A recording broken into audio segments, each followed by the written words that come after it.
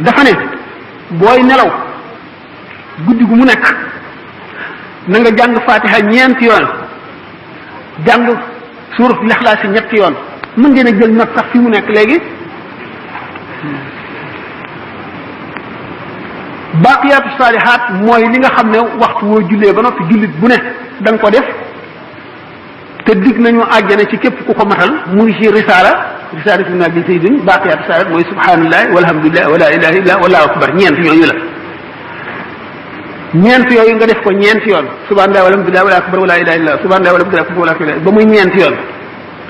astaghfirullah al azim allazi la ilaha illa huwa al hayyul qayyum mu ngi ci wirdu tijaan yi fukki yoon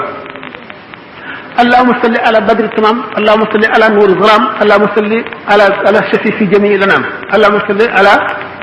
مفتاح دار الظلام fukk da nga mel ne ku saraxee ñeenti junni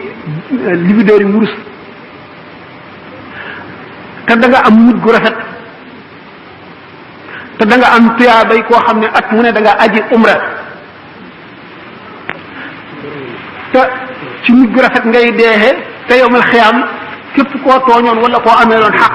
sa borom mooy féeteeg moom fay ko yow nga selang lu te da nga mel ne ku jënd àjjana ba moom ko muy sa alal sallallahu alayhi wa sallam moo ko wax kon nag loolu fonk ko jëfe ko bokk na ci li ñuy jëriñ sa ñaareelu laaj bi xamul boobu bu njëkk bu ci gën a am njëriñ kon boobu bu ngeen jógee ko ci xamul mën nga laaj ku ko xam mu noteel la ko nga bind ko wala nga transcrire boo xamee arab wala nga mën a lire arab nga di ko jàngee noonu boo ko xamul transcription baa nga fi ñu transcrire la ko nga di ko def am na njëriñ waaw ñi ko enregistré sax waaw ñi ko enregistré dégg nañ ko